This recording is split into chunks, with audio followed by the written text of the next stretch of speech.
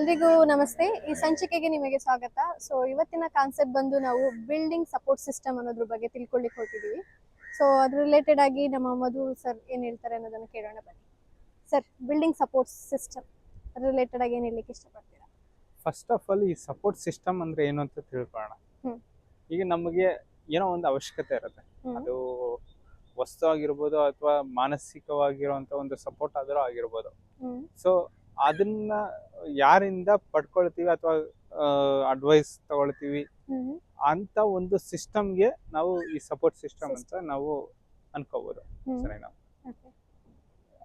ಒಂದು ಅರ್ಥ ಮಾಡ್ಕೋಬೇಕಾದ್ರೆ ಪ್ರಪಂಚದಲ್ಲಿ ಇರುವಂತ ಪ್ರತಿಯೊಂದು ಜೀವಿನೂ ಕೂಡ ಒಬ್ರ ಮೇಲೆ ಒಬ್ರು ಅವಲಂಬಿತರಾಗಿರುತ್ತೆ. ಅದರಲ್ಲೂ ಮನುಷ್ಯ ಇದಾನಲ್ಲ, ಪ್ರತಿ ಒಂದು ವಸ್ತುಗೂ ಪ್ರತಿಯೊಂದು ವಿಚಾರಕ್ಕೂ ಕೂಡ ಅವನು ಮತ್ತೊಬ್ಬರ ಮೇಲೆ ಡಿಪೆಂಡೆಂಟ್ ಆಗಿರ್ತಾನೆ.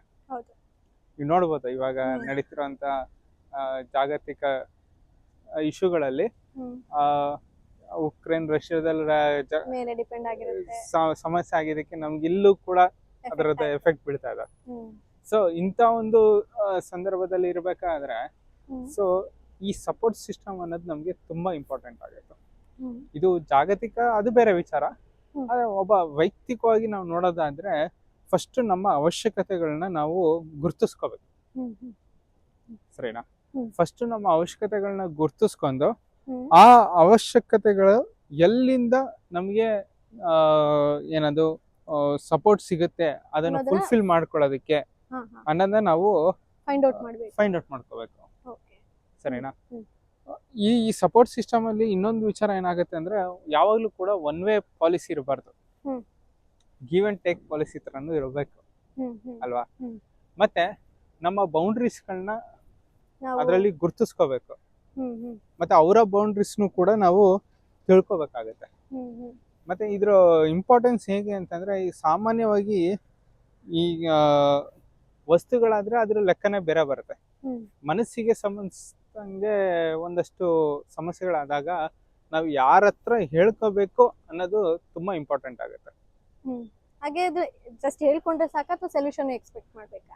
ಅದು ಡಿಪೆಂಡ್ಸ್. ಅದು ಈಗ ನಮ್ಮ ಹತ್ರ ಒಂದಷ್ಟು ಜನ ಕ್ಲೈಂಟ್ಸ್ ಬರ್ತಾರೆ, ಈಗಲೂ ಕೂಡ ಫೋನ್ ಮಾಡ್ತಾರೆ. ಫೋನ್ ಮಾಡ್ಬಿಟ್ಟು ಡಾಕ್ಟ್ರೆ ನನಗೆ ಸೊಲ್ಯೂಷನ್ ಏನ್ ಬೇಡ, ನಾನು ನಿಮ್ಮ ಹತ್ರ ಹೇಳ್ಕೋಬೇಕು ಅಂತ ಇದ್ದೀನಿ, ಆ ಥರನೂ ಇರ್ತಾರೆ. ಸೊ ಆಕ್ಚುಲಿ ನಾವು ಸೊಲ್ಯೂಷನ್ ಅಂತ ಏನು ಕೊಡಕ್ ಹೋಗೋದಿಲ್ಲ. ಒಂದಷ್ಟು ದಾರಿ ಸಿಗುತ್ತೆ ನಮ್ಮ ಹತ್ರ ಕೌನ್ಸಿಲಿಂಗ್ ಬಂದಾಗ. ಸೊ ಇದು ಒಂದಷ್ಟು ಜನದ ಎಕ್ಸ್ಪೆಕ್ಟೇಷನ್ಸ್. ಈಗ ಏನಾಗುತ್ತೆ ಅಂತಂದ್ರೆ ಯಾರಾದ್ರೂ ಏನಾದ್ರು ಹೇಳ್ಕೊಳಕ್ ಹೋಗಿದ ತಕ್ಷಣ ನಾವಾದ್ರೂ ಸರಿನಾ ಅಥವಾ ಅವ್ರಾದ್ರೂ ಸರಿನೇ ಡೈರೆಕ್ಟ್ ಆಗಿ ಸೊಲ್ಯೂಷನ್ ಕೊಡೋದಕ್ಕೋಸ್ಕರ ನಾವು ಜಂಪ್ ಮಾಡ್ಬಿಡ್ತೀವಿ. ಅದನ್ನ ನಾವು ಮಾಡಕ್ ಹೋಗ್ಬಾರ್ದು. ಸರಿನಾ? ಮತ್ತೆ ಈ ಸಪೋರ್ಟ್ ಸಿಸ್ಟಮ್ ಬಿಲ್ಡಪ್ ಮಾಡ್ಬೇಕಾದ್ರೆ ನಾನು ಯಾರ ಹತ್ರ ಹೋದ್ರೆ ನನ್ಗೆ ಏನ್ ಬೇಕೋ ಅದು ಸಿಗುತ್ತೆ ಅನ್ನೋದನ್ನ ಐಡೆಂಟಿಫೈ ಮಾಡೋದ್ರ ಜೊತೆಗೆ ಅವರು ಎಷ್ಟು ನಂಬಿಕಸ್ತರು ಅನ್ನೋದು ಕೂಡ ಇಂಪಾರ್ಟೆಂಟ್ ಆಗುತ್ತೆ. ಮತ್ತೆ ಎಲ್ಲಾ ವಿಚಾರಗಳನ್ನು ಎಲ್ಲಾರ ಹತ್ರನು ಹೇಳ್ಕೊಳಕ್ ಆಗೋದಿಲ್ಲ. ಸೊ ಅವಶ್ಯಕತೆಗೆ ತಕ್ಕಂತೆ ಅದು ವ್ಯಕ್ತಿಗಳು ಕೂಡ ಬದಲಾಗ್ತಾ ಹೋಗುತ್ತೆ. ಅಂದ್ರೆ basically you are creating a network for your requirements. ಅದೆಲ್ಲರೂ ಮಾಡ್ತಾರೆ, ಬಟ್ ನಾವೇನ್ ಹೇಳ್ತೀವಿ ಅಂದ್ರೆ ಸ್ವಲ್ಪ ಕಾನ್ಶಿಯಸ್ ಆಗಿ ಮಾಡಿ ಅಂತ. ಯಾಕಂದ್ರೆ ನಿಮ್ಮ ವಿಚಾರಗಳನ್ನ ಇಟ್ಕೊಂಡು ಯಾರು ಕೂಡ ದುರುಪಯೋಗ ಪಡಿಸ್ಕೋಬಾರ್ದಲ್ವಾ? ಹಾಗಾಗಿ ನೆಕ್ಸ್ಟ್ ತುಂಬಾ ಇಂಪಾರ್ಟೆಂಟ್ ವಿಚಾರ ಏನಂತಂದ್ರೆ ಒಂದಷ್ಟು ವಿಚಾರಗಳಿರುತ್ತೆ, ಅದು ಯಾರ ಹತ್ರನೂ ಹೇಳ್ಕೊಳಕ್ ಆಗೋದಿಲ್ಲ ಅಥವಾ ಯಾರಿಂದನೂ ಅದಕ್ಕೆ ಮಾರ್ಗದರ್ಶನ ಸಿಗೋದಿಲ್ಲ ಅನ್ನೋದಿರುತ್ತೆ. ಅಂತ ಸಮಯದಲ್ಲಿ ನಾವು ಈ ಪ್ರೊಫೆಷನಲ್ ಹೆಲ್ಪ್ ನ ನಾವು ಮುಖ್ಯವಾಗಿ ತಗೋಬೇಕಾಗತ್ತೆ. ಸರಿನಾ? ಅಥವಾ ಬೇರೆ ನನ್ಗೆ ಯಾವ್ದೇ ರೀತಿ ಸಪೋರ್ಟ್ ಸಿಸ್ಟಮ್ ಬೇಡ ಅಂತಾರೆ, ನಿಮ್ಗೆ ಯಾವಾಗ್ಲೂ ಕೂಡ ಪ್ರೊಫೆಷನಲ್ಸ್ ಇರ್ತಾರೆ, ಕಾನ್ಫಿಡೆನ್ಶಿಯಲಿಟಿ ಮೇಂಟೈನ್ ಮಾಡ್ತಾರೆ. ಅದನ್ನ ನಾವು ಅಲ್ಲಿ ಹೋಗಿ ಹೇಳ್ಕೋಬಹುದು, ಎಕ್ಸ್‌ಪ್ರೆಸ್ ಮಾಡ್ಕೋಬಹುದು.